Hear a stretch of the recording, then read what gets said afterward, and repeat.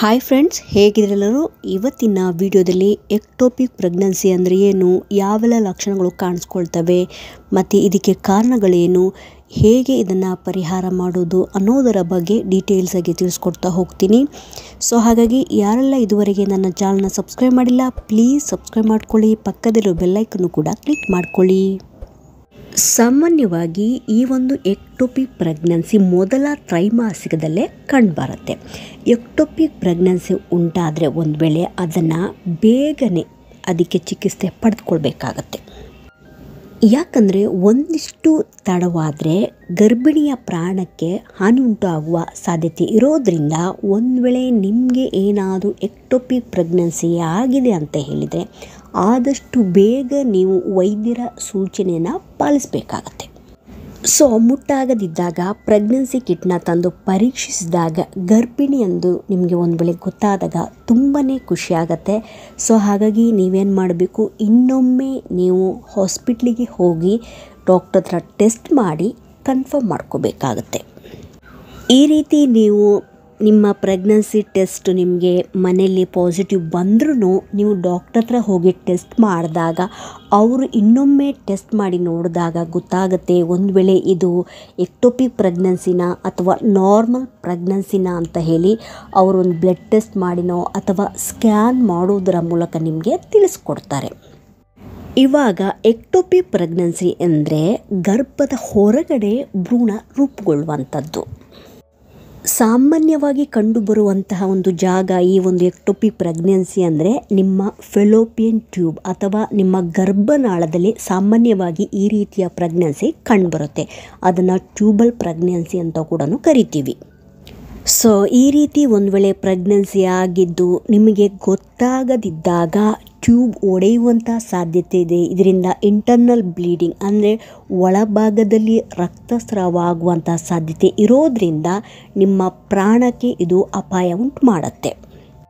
ಹಾಗಾಗಿ ಒಂದು ವೇಳೆ ನಿಮ್ಮ ಕಿಟ್ನಲ್ಲಿ ಈ ಒಂದು ರಿಸಲ್ಟ್ ನಿಮ್ಮ ಪ್ರೆಗ್ನೆನ್ಸಿ ಪಾಸಿಟಿವ್ ಬಂದ ತಕ್ಷಣ ನೀವು ಅಗತ್ಯವಾಗಿ ಡಾಕ್ಟರ್ನ ಕನ್ಸಲ್ಟ್ ಮಾಡಬೇಕು. ಅಥವಾ ಈ ಒಂದು ಸಂದರ್ಭದಲ್ಲಿ ಯಾವುದೇ ರೀತಿಯ ಕನ್ಫ್ಯೂಷನ್ ಅಥವಾ ಅನುಮಾನ ಇದ್ದರೂ ಕೂಡ ಒಮ್ಮೆ ಡಾಕ್ಟರ್ನ ಕನ್ಸಲ್ಟ್ ಮಾಡಿ ನೀವು ವಿಚಾರಿಸಲೇಬೇಕಾಗತ್ತೆ.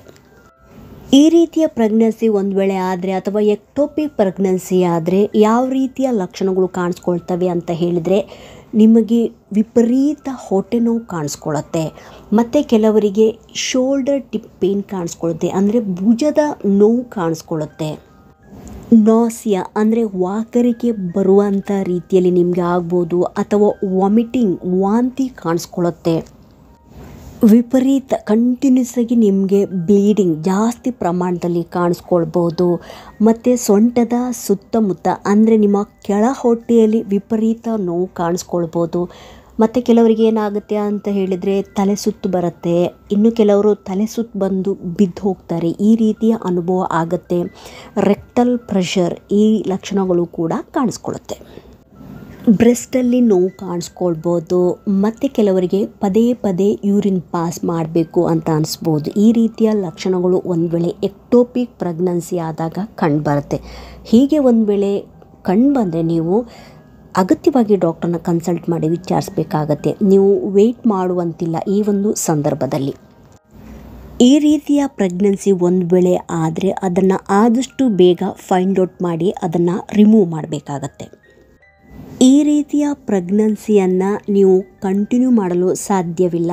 ಅಂದರೆ ಗರ್ಭಧಾರಣೆಯಾದಾಗ ಫಲವತ್ತತೆಯಾದ ಅಂಡಾಣುವನ್ನು ತೆಗೆದು ನಿಮ್ಮ ಗರ್ಭದ ಒಳಗಡೆ ಹಾಕಲು ಸಾಧ್ಯವೇ ಇಲ್ಲ.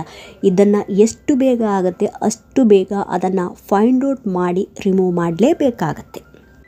ಇವಾಗ ಎಕ್ಟೋಪಿಕ್ ಗರ್ಭಧಾರಣೆಯಾದರೆ ತೊಂದರೆ ಏನು ಅಂತ ಹೇಳಿ ಅಂದ್ಕೋಬೋದು. ಎಕ್ಟೋಪಿಕ್ ಗರ್ಭವಾದಾಗ ಫಲವತ್ತತೆಯ ಅಂಡಾಣು ಫೆಲೋಪಿಯನ್ ಟ್ಯೂಬ್ನಲ್ಲಿ ಅಂದರೆ ನಿಮ್ಮ ಗರ್ಭನಾಳದಲ್ಲಿ ಸಿಕ್ಕಿ ಹಾಕ್ಕೊಳ್ಳುತ್ತೆ. ಅಂದರೆ ಕೆಲವು ಕಾರಣಗಳಿಂದ ಈ ರೀತಿ ಆಗುತ್ತೆ. ಆವಾಗೇನಾಗುತ್ತೆ, ಒಂದು ವೇಳೆ ನೀವು ಇದನ್ನು ರಿಮೂವ್ ಮಾಡಿಲ್ಲ ಅಂತ ಹೇಳಿದರೆ ಅಲ್ಲೇ ಆ ಭ್ರೂಣ ಬೆಳೆಯಲು ಸ್ಟಾರ್ಟ್ ಮಾಡಿ ನಿಮ್ಮ ಗರ್ಭನಾಳ ಒಡೆದೋಗ್ಬಿಡುತ್ತೆ. ಅಥವಾ ಫೆಲೋಪಿಯನ್ ಟ್ಯೂಬೆ ಬ್ಲಾಸ್ಟ್ ಆಗೋದ್ರಿಂದ ಇಂಟರ್ನಲ್ ಬ್ಲೀಡಿಂಗ್ ಸ್ಟಾರ್ಟ್ ಆಗುತ್ತೆ, ಅಂದರೆ ಒಳಗಡೆ ಬ್ಲೀಡಿಂಗ್ ಸ್ಟಾರ್ಟ್ ಆಗುತ್ತೆ. ಈ ರೀತಿ ಟ್ಯೂಬ್ ಒಡೆದು ಒಳಗಡೆ ಬ್ಲೀಡಿಂಗ್ ಆದರೆ ನಿಮ್ಮ ಪ್ರಾಣಕ್ಕೆ ಇದು ಅಪಾಯ ಉಂಟು ಮಾಡುತ್ತೆ. ಸೊ ಹಾಗಾಗಿ ಎಕ್ಟೋಪಿಕ್ ಪ್ರೆಗ್ನೆನ್ಸಿ ಆದರೆ ಆದಷ್ಟು ಬೇಗ ಫೈಂಡ್ ಔಟ್ ಮಾಡಿ ರಿಮೂವ್ ಮಾಡಬೇಕಾಗತ್ತೆ. ಇದನ್ನು ಕಂಟಿನ್ಯೂ ಮಾಡಲಿಕ್ಕೂ ಕೂಡ ಸಾಧ್ಯವಿಲ್ಲ. ಆದಷ್ಟು ಬೇಗ ಈ ರೀತಿಯ ಪ್ರೆಗ್ನೆನ್ಸಿಯನ್ನು ಕಂಡುಹಿಡಿಯುವುದರಲ್ಲಿ ಯಶಸ್ವಿಯಾದರೆ ಔಷಧಿಯ ಮೂಲಕನೇ ಇದನ್ನು ರಿಮೂವ್ ಮಾಡಿ ನಿಮ್ಮ ಫೆಲೋಪಿಯನ್ ಟ್ಯೂಬ್ ಅಥವಾ ನಿಮ್ಮ ಗರ್ಭನಾಳವನ್ನು ನೀವು ಉಳಿಸ್ಕೋಬೋದು. ಇಲ್ಲ ಅಂತ ಹೇಳಿದರೆ ಒಂದು ವೇಳೆ ಬ್ಲಾಸ್ಟ್ ಆದರೆ ಒಂದು ಗರ್ಭನಾಳ ಎಲ್ಲಿ ಆ ಭ್ರೂಣ ಫಾರ್ಮ್ ಆಗಿದೆ ಆ ಒಂದು ಗರ್ಭನಾಳ ಶಸ್ತ್ರಚಿಕಿತ್ಸೆಯ ಮೂಲಕ ರಿಮೂವ್ ಮಾಡೋದ್ರಿಂದ ಒಂದು ಗರ್ಭನಾಳವನ್ನು ನೀವು ಕಳೆದುಕೊಳ್ಬೇಕಾಗತ್ತೆ. ಹಾಗಂತ ಹೇಳಿ ನೀವು ಟೆನ್ಷನ್ ಮಾಡುವ ಅಗತ್ಯ ಇಲ್ಲ. ಮುಂದೆ ನನಗೆ ನಾರ್ಮಲ್ ಆಗಿ ಪ್ರೆಗ್ನೆನ್ಸಿ ಆಗ್ತೀನೋ ಇಲ್ವೋ ಅಂತೇಳಿ ಇನ್ನೊಂದು ಗರ್ಭನಾಳ ಹೆಲ್ತಿಯಾಗಿದ್ದರೆ ನೀವು ನ್ಯಾಚುರಲ್ ಆಗಿ ಆ ಒಂದು ಗರ್ಭನಾಳದ ಮೂಲಕ ನೀವು ಕನ್ಸೀವ್ ಆಗ್ಬೋದು. ಏನು ಕಾರಣ ಇರ್ಬೋದು ಈ ರೀತಿಯ ಎಕ್ಟೋಪಿಕ್ ಪ್ರೆಗ್ನೆನ್ಸಿ ಆಗಲಿಕ್ಕೆ ಅಂತ ಹೇಳಿ ನೋಡ್ತಾ ಹೋಗೋದಾದರೆ ಫಸ್ಟ್ ಆಫ್ ಆಲ್ ಇದೇ ಕಾರಣ ಅಂತ ಹೇಳಲಿಕ್ಕೆ ಸಾಧ್ಯ ಇಲ್ಲ. ಸಾಮಾನ್ಯವಾಗಿ ನೀವು ಏನಾದರೂ ಮೋರ್ ದ್ಯಾನ್ 35 ಇಯರ್ಸ್ನ ನಂತರ ನೀವೇನಾದರೂ ಪ್ರೆಗ್ನೆನ್ಸಿಗೆ ಪ್ಲ್ಯಾನ್ ಮಾಡಿದರೆ ಈ ರೀತಿಯ ಪ್ರೆಗ್ನೆನ್ಸಿ ಆಗುವಂಥ ಚಾನ್ಸಸ್ ಇರುತ್ತೆ. ಅಥವಾ ಲೈಂಗಿಕವಾಗಿ ಹರಡುವಂತಹ ರೋಗದಿಂದ ಏನಾದರೂ ಸೋಂಕು ಏನಾದರೂ ಇದ್ದರೆ ಇದರಿಂದನೂ ಕೂಡ ಈ ರೀತಿಯ ಪ್ರೆಗ್ನೆನ್ಸಿ ಆಗುವಂಥ ಸಾಧ್ಯತೆ ಇದೆ. ಮುಂಚೆ ಏನಾದರೂ ಗರ್ಭನಾಳಕ್ಕೆ ಸಂಬಂಧಪಟ್ಟ ಏನಾದರೂ ಸರ್ಜರಿ ಆದರೆ ಆವಾಗೂ ಕೂಡ ಈ ರೀತಿಯ ಸಮಸ್ಯೆ ಆಗ್ಬೋದು.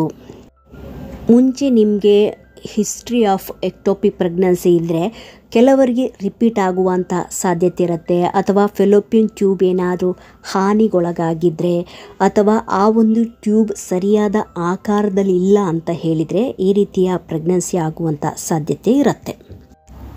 PID ಇಂದ ಇರ್ಬೋದು, ಅಂದರೆ ಪೆಲ್ವಿಕ್ ಇನ್ಫ್ಲಮೇಟರಿ ಡಿಸೀಸ್. ಇದರ ಬಗ್ಗೆ ನಾನು ಹಿಂದಿನ ವಿಡಿಯೋದಲ್ಲಿ ಡೀಟೇಲ್ಸಾಗಿ ತಿಳಿಸ್ಕೊಟ್ಟಿದ್ದೀನಿ, ನೀವು ಹೋಗಿ ಚೆಕ್ ಮಾಡ್ಕೋಬೋದು. ಅತಿಯಾದ ಧೂಮಪಾನದಿಂದ ಕೆಲವು ಜನನ ನಿಯಂತ್ರಣದ ವಿಧಾನಗಳಿಂದನೂ ಆಗ್ಬೋದು. ಬಂಜೆತನದ ಇತಿಹಾಸ ಇದ್ದವರಿಗೆ ಅಥವಾ ಮತ್ತೆ ಕೆಲವರು ಏನಾದರೂ ಬಂಜೆತನಕ್ಕೆ ಚಿಕಿತ್ಸೆಯನ್ನು ಪಡ್ಕೊಳ್ತಾ ಇದ್ದರೆ ಟ್ಯೂಬೆಕ್ಟಮಿಯ ನಂತರ ಅಂದರೆ ಮಕ್ಕಳಾಗದಿದ್ದಂಗೆ ಮಾಡುವಂತಹ ಒಂದು ಏನಾದರೂ ಆಪರೇಷನ್ ಮಾಡಿಕೊಂಡ್ರೆ ಅಂಥವರಲ್ಲೂ ಕೂಡ ಈ ರೀತಿಯ ಸಮಸ್ಯೆ ಕಾಣಿಸ್ಕೊಳ್ಳುತ್ತೆ. ಇವೆಲ್ಲ ಕಾರಣಗಳಿಂದ ಎಕ್ಟೋಪಿಕ್ ಪ್ರೆಗ್ನೆನ್ಸಿ ಆಗುವಂಥ ಸಾಧ್ಯತೆಗಳಿರ್ತವೆ. ಇವಾಗ ಈ ರೀತಿಯ ಪ್ರೆಗ್ನೆನ್ಸಿ ಆದರೆ ಮುಂದೇನು ಮಾಡಬೇಕು, ನೆಕ್ಸ್ಟ್ ಒಂದು ವೇಳೆ ಪ್ರೆಗ್ನೆನ್ಸಿ ಪ್ಲ್ಯಾನ್ ಮಾಡಬೇಕಾದ್ರೆ ಯಾವ ರೀತಿ ಮಾಡಬೇಕು ಅನ್ನೋದರ ಬಗ್ಗೆ ನೋಡ್ತಾ ಹೋಗೋದಾದರೆ ಈ ಒಂದು ಚಿತ್ರದಲ್ಲೂ ನೀವು ಗಮನಿಸ್ಬೋದು ಯಾವ ರೀತಿ ಆ ಒಂದು ಭ್ರೂಣ ನಿಮ್ಮ ಗರ್ಭನಾಳದಲ್ಲೇ ಫಾರ್ಮ್ ಆಗಿ ಬೆಳಿಲಿಕ್ಕೆ ಸ್ಟಾರ್ಟ್ ಮಾಡುತ್ತೆ ಅಂತ ಹೇಳಿ. ಈ ರೀತಿ ಬೆಳಿಲಿಕ್ಕೆ ಸ್ಟಾರ್ಟ್ ಮಾಡಿದಾಗ ಒಂದು ಫೈನ್ ಡೇ ಅಲ್ಲಿ ಬೇಕಾಗುವಷ್ಟು ಜಾಗ ಅಂದರೆ ಅದು ದೊಡ್ಡದಾಗದೇ ಇರೋದ್ರಿಂದ ಆ ಟ್ಯೂಬ್ ಎಷ್ಟು ಬೇಕಷ್ಟು ಅದು ದೊಡ್ಡದಾಗದೇ ಇರೋದ್ರಿಂದ ಒಂದು ಫೈನ್ ಡೇ ರಪ್ಚರ್ ಆಗಿ ಬ್ಲೀಡ್ ಆಗುವಂಥದ್ದು. ಸೊ ಹಾಗಾಗಿ ಈ ರೀತಿ ಒಂದು ವೇಳೆ ಪ್ರೆಗ್ನೆನ್ಸಿ ಆದರೆ ಅದನ್ನು ಕಂಟಿನ್ಯೂ ಮಾಡಲಿಕ್ಕೆ ಸಾಧ್ಯನೇ ಇಲ್ಲ. ಅದು ನಾರ್ಮಲಾಗಿ ಮೂವ್ ಆಗಿ ನಿಮ್ಮ ಗರ್ಭಕೋಶದ ಒಳಗಡೆ ಬಂದು ಅದು ಫಾರ್ಮ್ ಆಗಿ ಬೆಳಿಲಿಕ್ಕೆ ಸ್ಟಾರ್ಟ್ ಮಾಡಬೇಕು. ಹಾಗಾಗಿ ಈ ರೀತಿಯ ಪ್ರೆಗ್ನೆನ್ಸಿಯನ್ನು ಆದಷ್ಟು ಬೇಗ ಫೈಂಡ್ ಔಟ್ ಮಾಡಿ ರಿಮೂವ್ ಮಾಡಿದರೆ ನಿಮ್ಮ ಜೀವಕ್ಕೆ ಅಥವಾ ಮುಂದೆ ಆಗುವಂಥ ಅಪಾಯವನ್ನು ತಡೆಗಟ್ಬೋದು. ಮೇ ಬಿ ಅದು ಲ್ಯಾಪ್ರೋಸ್ಕೋಪಿ ಇರ್ಬೋದು ಅಥವಾ ಅದು ತುಂಬ ಆದಷ್ಟು ಬೇಗ ಒಂದು ವೇಳೆ ಫೈಂಡ್ ಔಟ್ ಮಾಡಿದರೆ ಔಷಧಿಯ ಮೂಲಕನೇ ಅದನ್ನು ರಿಮೂವ್ ಮಾಡ್ಬೋದು. ಅಥವಾ ಸ್ವಲ್ಪ ಲೇಟಾಗಿ ನೀವೇನಾದರೂ ಫೈಂಡ್ ಔಟ್ ಮಾಡೋದರಲ್ಲಿ ಯಶಸ್ವಿ ಆದರೆ ಅದನ್ನು ಸರ್ಜರಿ ಮೂಲಕ ಅದನ್ನು ರಿಮೂವ್ ಮಾಡ್ಬೋದು. ಈ ರೀತಿ ನೀವು ಆದಷ್ಟು ಬೇಗ ಅದನ್ನು ಫೈಂಡ್ ಔಟ್ ಮಾಡಿ ರಿಮೂವ್ ಮಾಡಿದರೆ ಒಳ್ಳೆಯದು. ಹಾಗಾಗಿ ಒಂದು ದಿನವೂ ಕೂಡ ಈ ಒಂದು ವಿಷಯದಲ್ಲಿ ನೀವು ತಡ ಮಾಡಬಾರ್ದು. ಅದಕ್ಕೇ ನಾನು ಪ್ರತಿ ವಿಡಿಯೋದಲ್ಲಿ ತಿಳಿಸ್ತಾ ಹೋಗ್ತೀನಿ, ಒಂದು ವೇಳೆ ನಿಮಗೆ ಆ ಒಂದು ಪ್ರೆಗ್ನೆನ್ಸಿ ಕಿಟ್ಟಲ್ಲಿ ಪಾಸಿಟಿವ್ ಬಂದರೆ ತಕ್ಷಣ ನೀವು ಡಾಕ್ಟರ್ನ ಕನ್ಸಲ್ಟ್ ಮಾಡಿ ವಿಚಾರಿಸಬೇಕಾಗತ್ತೆ. ಆವಾಗ ಅವರು ಟೆಸ್ಟ್ ಮಾಡಿ ನಿಮ್ಮ ಈ ಒಂದು ಪ್ರೆಗ್ನೆನ್ಸಿ ಯಾವ ಲೊಕೇಶನಲ್ಲಿ ಫಾರ್ಮ್ ಆಗಿ ಬೆಳೀತಾ ಇದೆ ಅಂತ ಹೇಳಿ ಅವರು ಕಂಡುಹಿಡಿದು ನಿಮಗೆ ತಿಳಿಸ್ತಾರೆ. ಸರಿಯಾದ ರೀತಿಯಲ್ಲಿ ಅದು ಬೆಳೀತಾ ಇದೆಯಾ ಅಂತ ಹೇಳಿ ನಿಮಗೆ ತಿಳಿಸ್ತಾರೆ. ಸೊ ನಾನು ಮೊದಲೇ ತಿಳಿಸಿದ ಹಾಗೆ ಒಮ್ಮೆ ಎಕ್ಟೋಪಿಕ್ ಪ್ರೆಗ್ನೆನ್ಸಿ ಆದರೆ ಇನ್ನೊಮ್ಮೆ ಕೂಡ ನೀವು ನ್ಯಾಚುರಲ್ ಆಗಿ ಕನ್ಸೀವ್ ಆಗುವಂಥ ಸಾಧ್ಯತೆ ಜಾಸ್ತಿ ಇರುತ್ತೆ. ಒಂದು ಎಕ್ಟೋಪಿಕ್ ಪ್ರೆಗ್ನೆನ್ಸಿಯಾಗಿ ನಿಮ್ಮ ಫೆಲೋಪಿಯನ್ ಟ್ಯೂಬ್ ಅಂದರೆ ನಿಮ್ಮ ಗರ್ಭನಾಳ ಏನಾದರೂ ನೀವು ಕಳೆದುಕೊಂಡ್ರೆ ಇನ್ನೊಂದು ಗರ್ಭನಾಳದ ಮೂಲಕ ನೀವು ನಾರ್ಮಲ್ ಆಗಿ ಪ್ರೆಗ್ನೆನ್ಸಿಗೆ ಪ್ಲ್ಯಾನ್ ಮಾಡ್ಬೋದು. ಆದರೆ ಒಂದು ವಿಷಯ ನೀವು ಗಮನದಲ್ಲಿರಬೇಕಾಗತ್ತೆ, ನಿಮಗೆ ಮುಂಚೆ ಏನಾದರೂ ಒಂದು ವೇಳೆ ಎಕ್ಟೋಪಿಕ್ ಪ್ರೆಗ್ನೆನ್ಸಿ ಆದರೆ ಇನ್ನೊಮ್ಮೆ ನೀವೇನಾದರೂ ಪ್ರೆಗ್ನೆನ್ಸಿಗೆ ಪ್ಲ್ಯಾನ್ ಮಾಡೋದಾದರೆ ಒಮ್ಮೆ ಡಾಕ್ಟ್ರನ್ನ ಕನ್ಸಲ್ಟ್ ಮಾಡಿ ಅವರ ಅಡ್ವೈಸ್ ತೆಗೆದುಕೊಳ್ಳೋದು ತುಂಬಾ ಮುಖ್ಯ ಆಗಿರುತ್ತೆ. ಯಾಕಂತ ಹೇಳಿದರೆ ಕೆಲವು ಕೇಸಸ್ಗಳಲ್ಲಿ ಇನ್ನೊಮ್ಮೆ ಎಕ್ಟೋಪಿಕ್ ಪ್ರೆಗ್ನೆನ್ಸಿ ಆಗುವಂಥ ಸಾಧ್ಯತೆ ಇರೋದರಿಂದ ಡಾಕ್ಟ್ರನ್ನ ಕನ್ಸಲ್ಟ್ ಮಾಡಿ ವಿಚಾರಿಸೋದು ಅತ್ಯಗತ್ಯ. ಆದರೆ ಒಂದು ವೇಳೆ ನಿಮ್ಮ 2 ಫೆಲೋಪಿಯನ್ ಟ್ಯೂಬ್ ಅಥವಾ ನಿಮ್ಮ 2 ಗರ್ಭನಾಳ ಹಾನಿಯಾಗಿದ್ದರೆ ನೀವು IVF ಮೂಲಕನೂ ಕೂಡ ಮಗುವನ್ನು ಪಡೆದುಕೊಳ್ಬೋದು. ಇದರ ಬಗ್ಗೆ ನೀವು ನಿಮ್ಮ ಡಾಕ್ಟರ್ ಜೊತೆಗೆ ಡಿಸ್ಕಸ್ ಮಾಡಬೇಕಾಗತ್ತೆ. ಕೊನೆಯದಾಗಿ ನಿಮಗೆ ಪ್ರೆಗ್ನೆನ್ಸಿ ಟೆಸ್ಟ್ ಪಾಸಿಟಿವ್ ಬಂದ ತಕ್ಷಣ ನೀವು ಡಾಕ್ಟ್ರನ್ನ ಕನ್ಸಲ್ಟ್ ಮಾಡಿ ವಿಚಾರಿಸಬೇಕಾಗತ್ತೆ. ಒಂದು ವೇಳೆ ಎಕ್ಟೋಪಿಕ್ ಪ್ರೆಗ್ನೆನ್ಸಿ ಆದರೆ ಅದನ್ನು ಆದಷ್ಟು ಬೇಗ ರಿಮೂವ್ ಮಾಡಿದರೆ ಮುಂದೆ ಆಗುವಂತಹ ಅಪಾಯವನ್ನು ನೀವು ತಡೆಗಟ್ಬೋದು. ಸೊ ಹಾಗಾಗಿ ಇವತ್ತಿನ ವಿಡಿಯೋದಲ್ಲಿ ತಿಳಿಸಿರುವಂಥ ಇನ್ಫಾರ್ಮೇಷನ್ ನಿಮಗೆ ಇನ್ಫಾರ್ಮೇಟಿವ್ ಅನಿಸಿದ್ದಲ್ಲಿ ಪ್ಲೀಸ್ ಸಬ್ಸ್ಕ್ರೈಬ್ ಮಾಡೋದನ್ನು ಮರಿಬೇಡಿ. ಸಿಗ್ತೀನಿ ಮುಂದಿನ ವಿಡಿಯೋದಲ್ಲಿ. Thank you so much friends.